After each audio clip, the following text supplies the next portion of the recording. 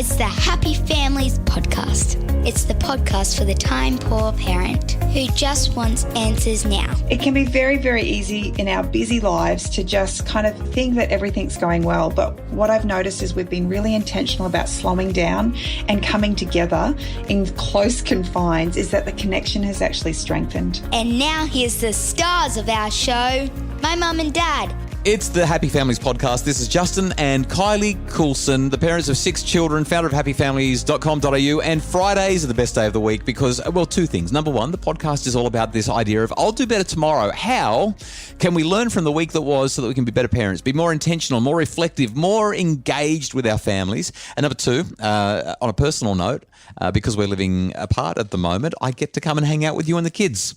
It's a Friday. I'm spending the weekend on the coast. Can we go to the beach, please? Oh, that's a given. Yes, it is, because you're there twice a day at least at the moment.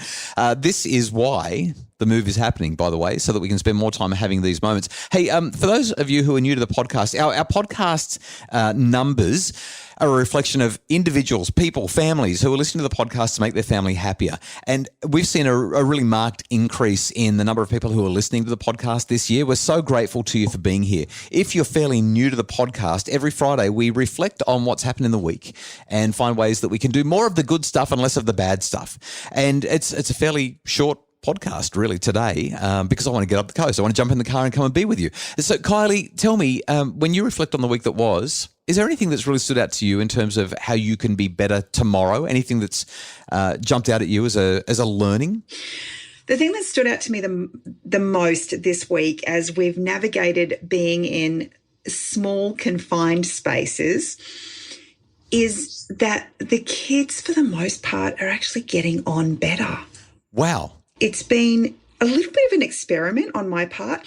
For a little while now, I've actually suggested to you that I would like to downsize, but we've also had this concern that we've got all of these children still and they all would like to have their own personal space.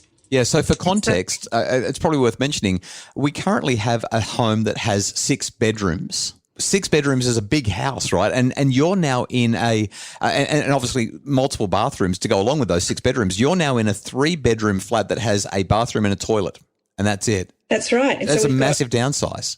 We've got 2 children's bedrooms with 2 children in each of those bedrooms. And what I'm literally watching that the children that are sharing rooms on the way to the beach, we'll walk together side by side and talk the whole way there. And then they'll talk the whole way home.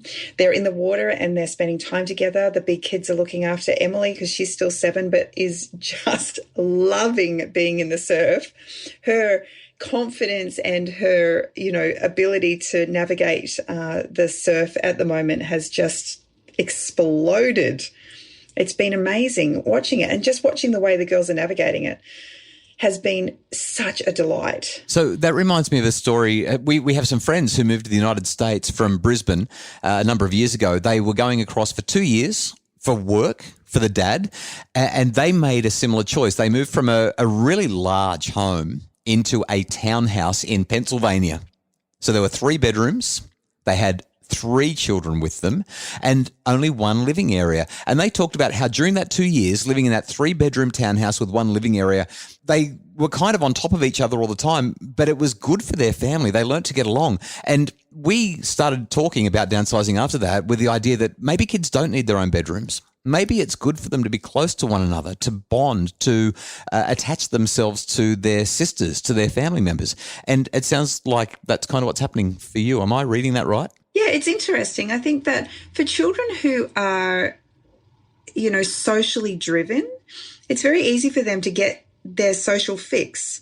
They'll come into the family when they want to and they'll make it happen. But for children who are a little bit slower to warm or struggle to initiate, being isolated in their own room while they think that it's actually what they want is actually detrimental to their well-being. And we've definitely seen this week as one of our children in particular who really kind of just feels like she's a little bit on the outer. Now that she's sharing a room again, her behaviour's changed dramatically and the family's happier for it. After the break, we're going to find out how leeches and coastal rainforests combine with Queensland humidity to make for an adventure that definitely will help us to be better tomorrow. It's the Happy Families Podcast. For a happier family, try a Happy Families membership, because a happy family doesn't just happen. Details at happyfamilies.com.au.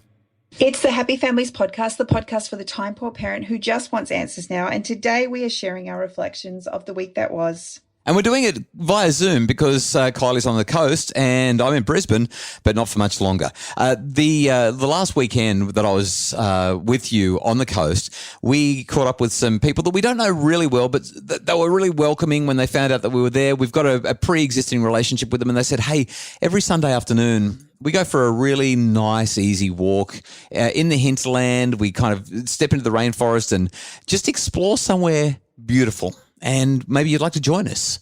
And you know what, Kylie, we said yes because isn't it great to have friends who are willing to invite you along to do things? I mean, it was great to be together. It was really nice to get to know some new people and get the kids talking to some potentially new friends because they had kids similar ages to ours.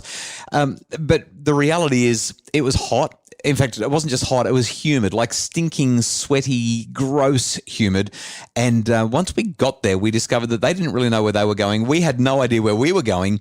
And within a short while, we were sort of navigating wet paths with big mud puddles right across them and sort of doing a bit of bush bashing to be able to get around the puddles. And none of us were dressed in thongs. Yeah, none of us. Oh, by the way, for our non-Australian friends, thongs, when we say we went for a bushwalk in our thongs, I just want to clarify, we're not talking about underwear. We're talking about the things you put on your foot. Most people call them jandals. Yeah, jandals, that kind of thing, or something similar. So we're walking in our thongs along these bush tracks, and within a few minutes, we've got leeches covering our kids' feet and in people's, just everywhere, leeches. And people weren't noticing the leeches, so that meant that there was a whole lot of blood. And I mean, it was just awful. It was terrible. And then the rain came. It started pouring down on us. Well, it was an adventure, and it was absolutely, in retrospect, horrible. And I loved every minute of it because the whole time I was laughing, thinking, we're going to remember the first Sunday that we spent on the coast once we made that decision to move. We're going to remember this family. We're going to remember the leeches, the rain, the humidity, the puddles, the mess, the mud, the thongs, the whole lot. And isn't that what life's about? We tend to remember the really, eventful experiences much more than we remember the very comfortable coastal walk along the beach. Do you know what I mean? Well, we're blood family now. There was so much blood sacrificed that day.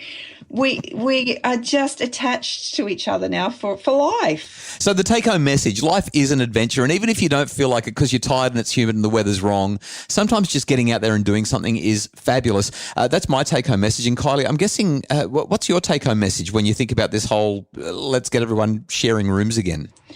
For me, it's all about connection. It can be very, very easy in our busy lives to just kind of think that everything's going well. But what I've noticed is we've been really intentional about slowing down and coming together in close confines, is that the connection has actually strengthened. And so as we move forward and we are still looking for that dream home, I think that we'll find that we're actually going to downsize, hon. Are you okay with that? Thanks for putting me on the spot in public. I really appreciate that.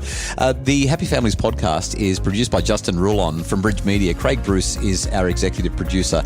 And we really hope that the ideas that we've shared with you today will give you some food for thought about how you might make your family happier. For more info on making your family happier, visit happyfamilies.com.au.